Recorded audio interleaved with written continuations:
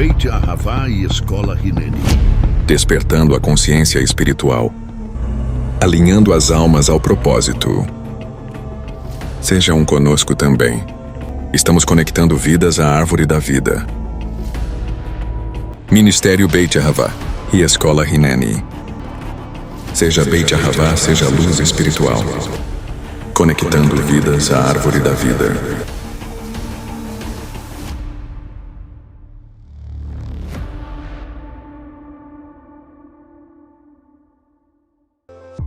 Seja um patrocinador voluntário dessa casa. Você pode agora mesmo abençoar todos os nossos trabalhos espirituais e assim cumprir o mandamento da palavra do Eterno.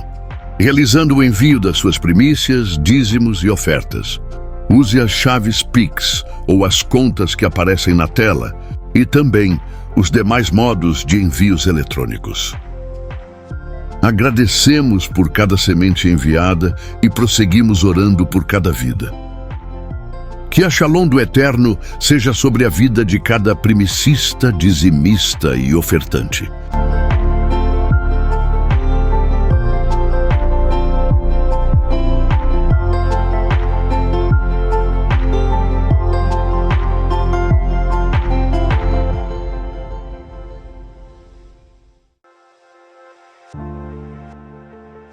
Seja bem-vindo ao Ministério Beit Ahavá e à Escola Hineni.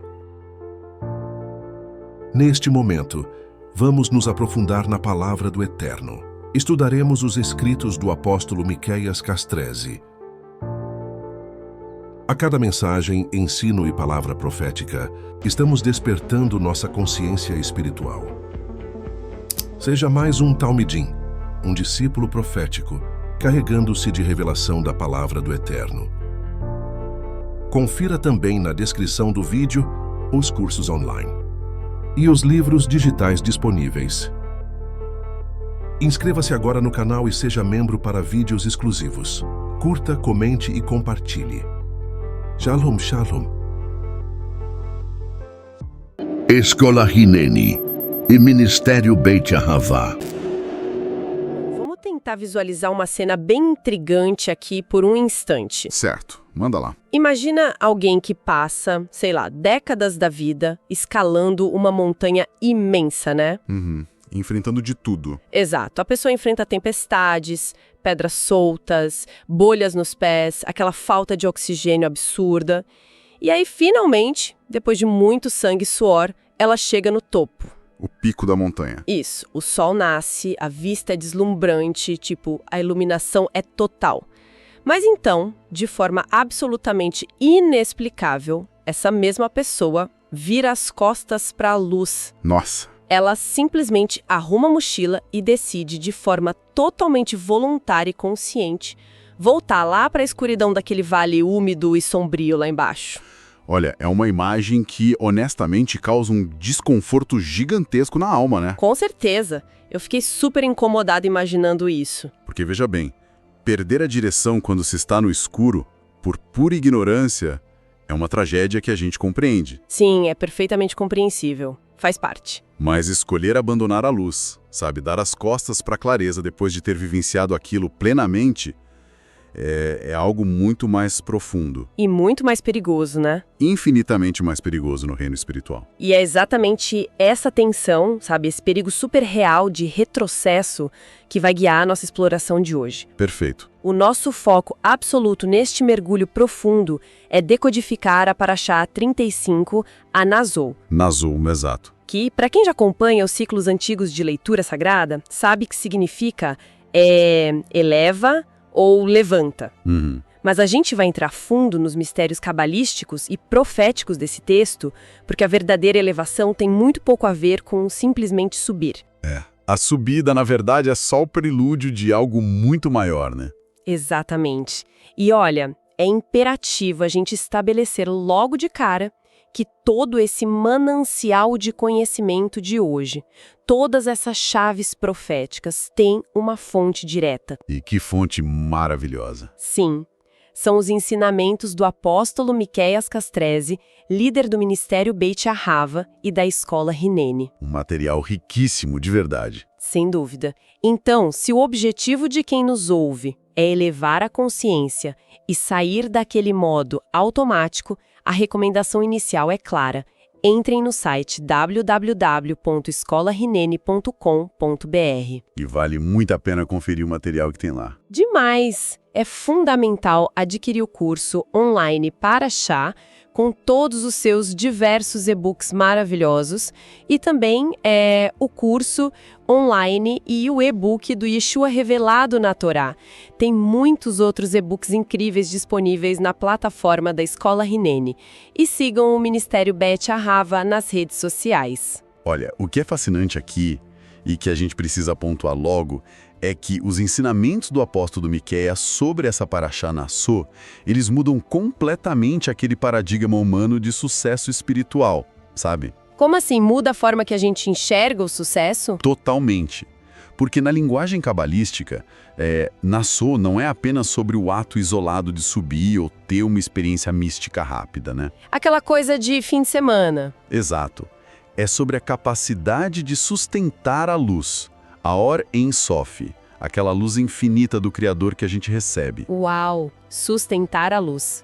Porque o grande desafio espiritual, aquele abismo real que fica de olho na gente, não é o fato de nunca ter acessado a luz. Tá, então qual é o perigo real? A tragédia real é o retrocesso consciente. Nossa! É você acessar a revelação máxima, experimentar a glória divina e depois permitir que o nível espiritual decaia.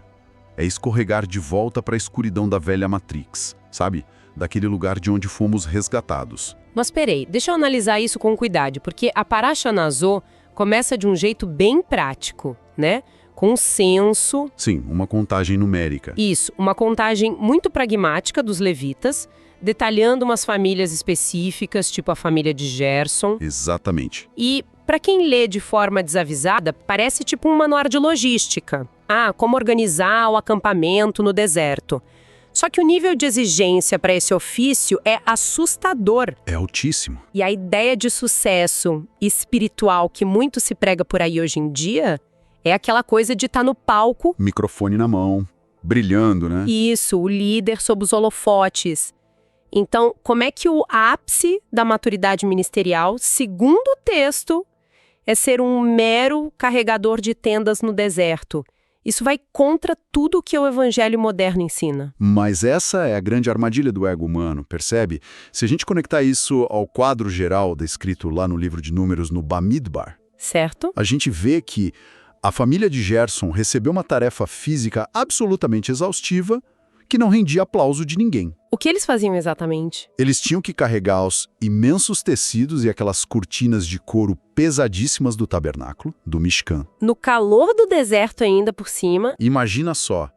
E na visão cabalística, e aqui a gente precisa prestar muita atenção na mecânica da coisa, carregar essas cortinas pesadas representa sustentar o fluxo da luz no mundo físico. E sem receber a glória aparente, né? Porque ninguém tá vendo a luz ali, tá vendo o couro. Exato.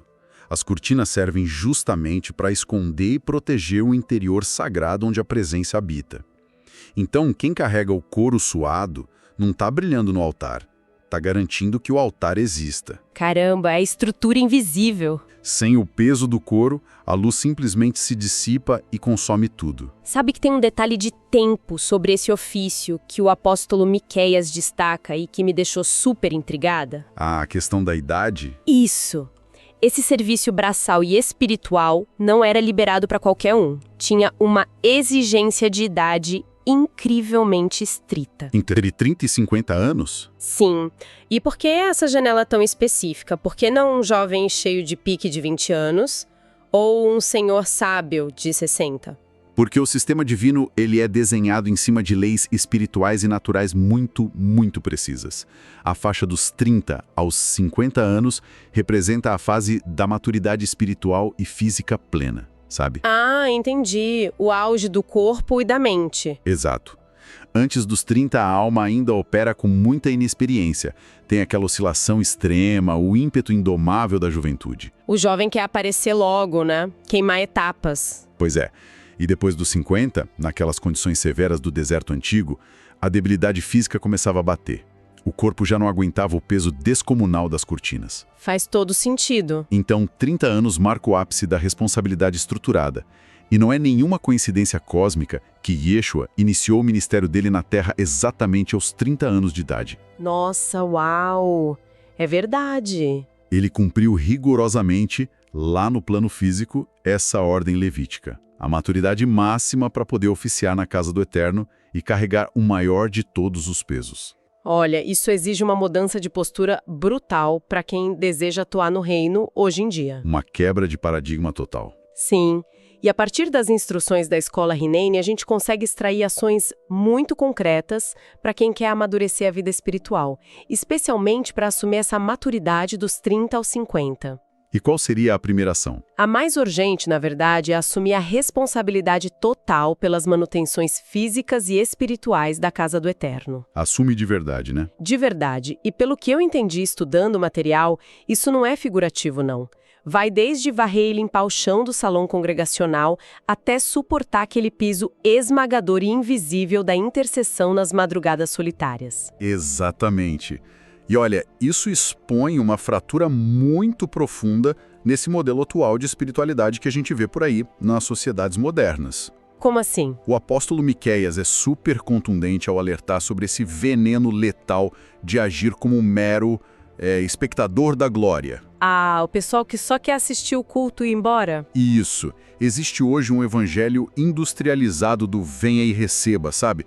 Uma mentalidade de cliente de shopping center que exige ser servido o tempo todo. Nossa, sim, busca sermão só para afagar o ego. Sermão que promete riqueza fácil. E isso é radioativo para a alma. Radioativo, adorei o termo, porque esse modelo mima o ser humano, infantiliza a pessoa e destrói completamente o caráter de quem, na verdade, foi chamado para ser um sustentador maduro da luz. Deixa eu tentar criar uma analogia para isso. Pensa no ecossistema gigantesco de uma árvore milenar. Certo, uma árvore bem antiga. Se o sistema de raízes, que trabalha lá enterrado na terra escura, na lama, suportando o peso inteiro da estrutura... O serviço sujo, digamos assim. Isso. Se a raiz decidir subitamente que o trabalho dela é difícil demais ou invisível demais e quiser subir para os galhos só para tomar sol junto com as folhas, o que acontece? A árvore inteira colapsa. Exato. Ela morre. A negligência de quem foi chamado para ser raiz destrói os frutos de quem está lá na copa. O abandono do chamado por pura vaidade gera uma sobrecarga que mata o corpo inteiro. Uma excelente forma de visualizar a mecânica do ofício. É brilhante. E é exatamente por isso que a terceira ação concreta para alcançar essa maturidade é desenvolver e manter uma fidelidade irrestrita nos dízimos, nas ofertas e primícias. Sem ficar choramingando, né? Sem murmurar. A mente madura deixa de enxergar isso como uma taxa religiosa ou um fardo financeiro. Ela passa a entender isso como a própria física do reino, um serviço direto a Adonai. E, principalmente, o princípio de jamais oferecer apenas o que sobra. Jamais. Oferecer as sobras de tempo, de energia ou de recursos é literalmente uma afronta direta à inteligência espiritual do ofício. Mas isso levanta um dilema humano muito honesto. Qual? Pensa bem, carregar esse peso todo, assumir as raízes lá no escuro, lidar com aquelas cortinas de couro pesadas, entregar ofertas com alegria. Como é possível equilibrar esse fardo titânico sem virar aquele funcionário religioso amargurado e cinzento? Esse é o grande ponto. Como manter a alma leve quando o ofício é tão pesado? Olha, essa pergunta toca no núcleo do colapso de muitos líderes hoje, sabe? Muita gente acaba desistindo, né? Exato. E para responder a isso de forma definitiva, a Parashá Nassó nos introduz a um dos conceitos e mecanismos mais impressionantes da Torá. O Tribunal das Águas. Ah, as águas de justiça, de Din. Exatamente, que na árvore sefirótica representa o rigor, aquele juízo severo. Nos textos antigos, tinha o ritual da mulher sotá. a mulher suspeita de infidelidade, certo? Isso. Quando ela era suspeita de traição oculta ao marido, ela era levada ao sacerdote, aí ele preparava uma água misturada com o pó sagrado, que era varrido do chão do próprio tabernáculo. E ela tinha que beber essa mistura. Ela bebia essa água. E se houvesse culpa, infidelidade oculta nela, a água provocava um juízo físico terrível. Aquele inchaço no ventre? O ventre incharia, a coxa apodreceria, mas, se ela fosse inocente, a mesma água a purificaria e concederia uma fertilidade extraordinária. Mas como é que um teste físico de fidelidade matrimonial, lá no meio do deserto antigo, se aplica à nossa vida ministerial moderna, aos nossos pensamentos de hoje? É aí que o ensino do apóstolo precisa descer ao nível SOD, o nível secreto da interpretação cabalista. Adoro quando entra nessa camada. Porque essa mulher não é só uma figura histórica, ela representa a Sefirá de Malchut, que é o nível de consciência coletiva de Israel. A manifestação física do reino. Então, trazendo para a nossa realidade individual, essa mulher sob julgamento representa a nossa própria alma humana. Nossa alma sendo testada o tempo todo. Exato. A nossa alma é a noiva que está constantemente sendo levada ao limite e ao julgamento diante do marido, que é o próprio Eterno. E a gente flerta com a idolatria todo dia, né? Diariamente. Faz acordos ocultos com o ego, busca aquelas vantagens invisíveis. E para não apodrecer por dentro, a gente precisa urgentemente beber as águas da lei para expor essa infidelidade. Olha, a conexão que o apóstolo Miqueias faz aqui, com a figura de Yeshua, é algo que reconfigura toda a base da teologia para mim. É profundo demais. Porque Yeshua não é apenas um mestre que passou pela história. Ele é a Torá viva encarnada. Sim, a Torá em carne. E no exato momento da crucificação, lá no Calvário, no ápice do sacrifício, o que o sistema romano ofereceu para ele beber? O vinagre, o vinho azedo. Exato. Ele, sendo totalmente inocente, bebeu a água amarga da maldição do tribunal de Din. Uma água que, na verdade, era destinada à noiva infiel, à nossa alma. Ele absorveu o juízo por nós. Sim, e isso é a repetição profética perfeita daquele episódio antigo, quando Moisés jogou a madeira, que representa a árvore da vida, nas águas envenenadas de Mará. E as águas amargas viraram doces na mesma hora. Imediatamente doces e potáveis. Uau! E a mecânica dessa redenção é a única coisa que pode impedir o líder ministerial de se tornar amargurado, viu? É a única saída. Essa conexão constante e diária com a Torá viva, com Yeshua revelado, é o único mecanismo espiritual capaz de purificar as intenções secretas, aqueles pensamentos de inveja. Aquele orgulho que a gente tenta esconder, né? Sim, o orgulho oculto. Essa água doce que opera a cura do que o apóstolo classifica de frutos amargos. Ah, os frutos amargos. Todo mundo já foi num pomar e viu aquela fruta que por fora tem uma casca linda, super polida, brilhante. Mas quando você morde ou abre... Tá mirrada, comida por vermes, totalmente podre e fétida por dentro. E o que mais me assusta é que o mundo tá cheio de instituições e pessoas operando exatamente assim. Cascas perfeitas, mas interiores completamente mortos. Porque a religiosidade humana, na sua essência, ela serve só para polir a casca do fruto. É uma máscara, né? Uma máscara de santidade. Ela ensina a esconder o apodrecimento. Mas a Torá viva opera pela lógica inversa. Como assim? Para alinhar a rotina Torá viva de verdade e curar esses frutos amargos, é estritamente necessário parar de esconder a escuridão interior. A alma precisa arrancar as máscaras. Expor o próprio ego. O mecanismo de cura exige isso. Confessar as más intenções, colocar as falhas diante dessa luz abrasadora, sem dar desculpas e sem retroceder. Mas a luz não expõe os pensamentos feios só para humilhar a pessoa, certo? Não é para humilhar. A luz expõe a ferida porque o bisturi precisa de clareza para cortar a infecção e curar de fato. Faz todo sentido, mas expor o ego dói profundamente. É ir contra o nosso instinto humano de sobrevivência social. Dói muito, mas é necessário. E digamos que a pessoa passa por esse processo, a água amarga dela foi adoçada. Como ela blinda essa cura? Excelente pergunta. Porque o mundo continua caótico, as tentações de voltar a ser vaidoso continuam ali batendo na porta. O que nos leva à próxima chave dessa paraxá, né? O voto do nazireu. Isso, a estrutura de proteção da consciência através do nazir. E frequentemente, esse voto do nazireu é interpretado de um jeito muito raso, né? Só como um ritual antigo de restrição, uma coisa de estética. Um legalismo. Mas, cabalisticamente, assumir a consciência do nazir é uma elevação direta a Binah, que é o entendimento superior, a inteligência cósmica. A estrutura máxima de proteção mental. Exato. Para não recair no esgoto das águas amargas, a mente precisa adotar fundamentos que, literalmente, matam o ego de fome. E são 4 pilares que estruturam isso. Mas, assim, afastar-se do vinho, não tocar em mortos, deixar o cabelo crescer. Aos olhos modernos, isso soa meio superstição, não? Qual é a física espiritual do primeiro pilar, afastar-se do vinho e da uva? O segredo está no processo de como o vinho é feito. É a fermentação. Ah, o fermento. Espiritualmente, a fermentação representa o ego inflando. É o inchaço do orgulho, a vaidade crescendo, sabe? Aquele desejo de receber a luz só para você. Exato. Para o seu próprio prazer e destaque.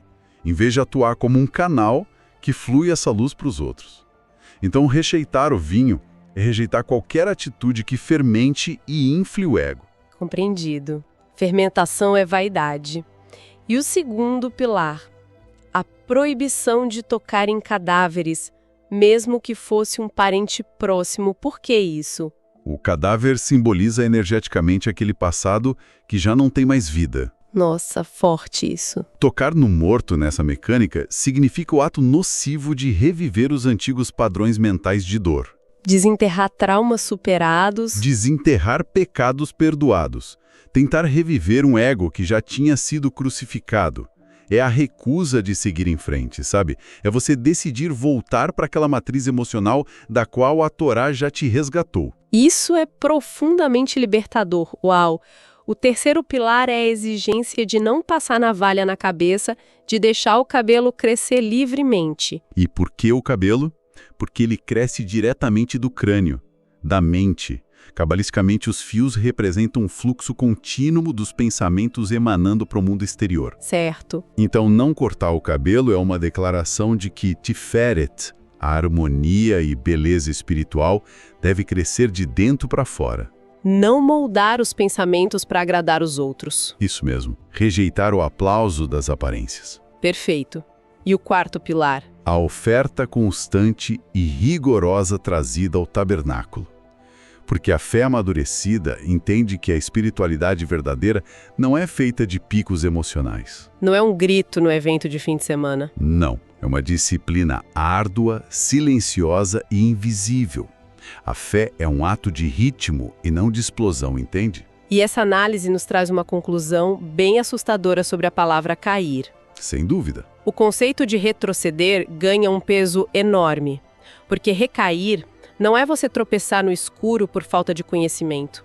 É o que o misticismo judaico chama de Yeridá Bida'at, né? A queda consciente. A queda dentro do conhecimento. E o terror real é você pegar uma bênção profunda, acessar um nível de entendimento que custou lágrimas e, de repente, perverter isso para alimentar um ego espiritualizado. A pessoa usa a lâmpada sagrada do tabernáculo só para iluminar o próprio espelho. Que tragédia. E o ego espiritualizado destrói qualquer comunidade, né? É a força mais destrutiva que existe. A adoração vira teatro. E é por isso que o apóstolo Miqueias foca tanto no desenvolvimento prático, na intenção real do líder. O que nos conduz para a aplicação super prática do nosso mergulho de hoje. Como estruturar a adoração e o ofício dos levitas no dia a dia. Vamos abrir a porta dimensional do louvor, então. Sim, a letra Dalet. Conta pra gente a conexão genial que o apóstolo ensina sobre isso. Olha, a sabedoria hebraica entende que o formato das letras carrega códigos universais. E há uma diferença crucial entre a palavra hebraica para Judá, que significa louvor, e o próprio tetragrama, o nome impronunciável do Eterno. Qual é a diferença? A inserção de uma única letra, a letra Dalet. E o significado ancestral de Dalet é o quê? Porta. Ou seja, quando a congregação canta, Não é só música no ar. Não é entretenimento.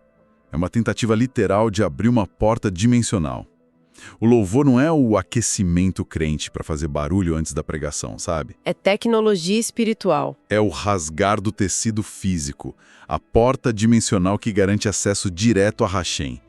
Quem reduz isso a musiquinha para arrancar choro, está desperdiçando energia divina. E para alinhar a nossa rotina com essa Torá viva, a Escola Hineni fornece uma lista de verificação ministerial com 3 passos obrigatórios. E na ordem exata. O passo número 1 é a intencionalidade, a kavaná. Que é muito mais que ter boa vontade, né? Muito mais. É alinhar a mira do coração. A intenção não pode ter 1% de busca por aplauso humano ou querer cliques em redes sociais. A intenção verdadeira é o desejo absoluto de servir e queimar como incenso diante do Eterno. Se não dá curto-circuito. Exato. O serviço não sobe. Certo. O passo 2 da verificação é a repetição. Mas espera, repetição diária não é religiosidade morta? A repetição vazia e automática, sim. Mas a repetição aliada à kavaná é a ciência da frequência. Ah, entendi. Emitir frequências para limpar o ambiente. Exatamente. O apóstolo Miqueias ensina a prática de ler salmos específicos alinhados com a energia dos dias da criação em Gênesis. Isso afasta energias pesadas e desarticula ataques demoníacos. É como afinar um violino todo dia. E o terceiro e último passo, que é o calcanhar de Aquiles de muita gente, a consciência coletiva, a égrega. Esse é vital. A egrégora é a compreensão de que a verdadeira adoração atua como um sistema único. E o que a gente mais vê é a atitude trágica no culto, né? O pessoal levanta para ir no banheiro bem na hora do louvor, para não perder a pregação depois. Ou puxa o celular do bolso no meio do salão para checar o Instagram. Mas qual é o dano invisível disso? Se a pessoa tá quieta lá no fundo e não tá fazendo barulho. Porque a egrégora não depende de silêncio físico, depende do foco mental. A dispersão quebra o magnetismo. Rompe a dimensão. É. A manifestação do reino invisível é como uma pista de pouso. E essa pista exige de forma inflexível que todas as mentes ali estejam sintonizadas na mesma frequência e no mesmo objetivo profético. Um levita distraído fecha a porta de acesso do grupo inteiro. Uau! Impressionante, né? Vamos sintetizar tudo isso que a gente extraiu hoje. Vimos o autêntico peso do ofício levítico revelado em Nassor, a maturidade dos 30 aos 50, assumir a manutenção do reino sem buscar aplausos. Analisamos o Tribunal das Águas e como Yeshua, a Torá viva, bebeu a água amarga para curar nossos frutos interiores. Vimos também a proteção mental do voto do Nazireu, matando o ego. E por fim, a tecnologia da porta do louvor, a Dalet, ativada por Kavaná, repetição e a egrégora. É o momento exato em que o amor irrestrito, a Chesed, se encontra harmoniosamente com a disciplina e o juízo divino de Gevurah. Perfeito. Olha, para qualquer pessoa que ouviu isso e sente aquela insatisfação gigantesca com o modo automático das religiões de massa. Para quem quer elevar radicalmente a consciência. O chamado é nítido. Acessem agora mesmo o ambiente oficial www.escolaneni.com.br. Esse conhecimento todo aqui não é nem a ponta do iceberg, gente. Com certeza. Vão lá, adquiram o curso online Parashá e os e-books maravilhosos do curso. Mergulhem também no transformador curso online e e-book Yeshua Revelado na Torá, além dos diversos outros materiais disponíveis. E acompanhem o Ministério Bet Ahavá e a Escola Hineni nas redes sociais, que tem a liderança fantástica do apóstolo Miqueias Castrese. Isso aí. E para finalizar nossa análise de hoje, eu quero deixar uma reflexão para perturbar o sono da mente de vocês. Pode mandar. A verdadeira maturidade espiritual de alguém nunca é medida pela altura incrível, mas efêmera que a alma alcança num choro no culto. Ela é medida pela quantidade de luz que a mente consegue ancorar e sustentar no chão duro da rotina. Perfeito. E a pergunta é, se o tribunal antigo fosse reaberto agora e aquelas águas amargas divinas fossem servidas a nós hoje, bem no meio daquela segunda-feira de trabalho mais caótica e estressante. Nossa, e aí? qual seria a reação? Essas águas revelariam um ventre inchado de intenções egocêntricas ocultas, ou elas iam jorrar como águas doces e restauradoras para todo mundo ao redor? Fica o questionamento. Bom, Escola Hineni e Ministério Beit Ahavá. Despertando a unidade da alma e desenvolvendo a consciência espiritual, através da frequência do amor genuíno do Eterno. Seja um patrocinador voluntário dessa casa. Você pode agora mesmo abençoar todos os nossos trabalhos espirituais e assim cumprir o mandamento da palavra do Eterno. Realizando o envio das suas primícias, dízimos e ofertas. Use as chaves Pix ou as contas que aparecem na tela e também os demais modos de envios eletrônicos. Agradecemos por cada semente enviada e prosseguimos orando por cada vida. Que a Shalom do Eterno seja sobre a vida de cada primicista, dizimista e ofertante.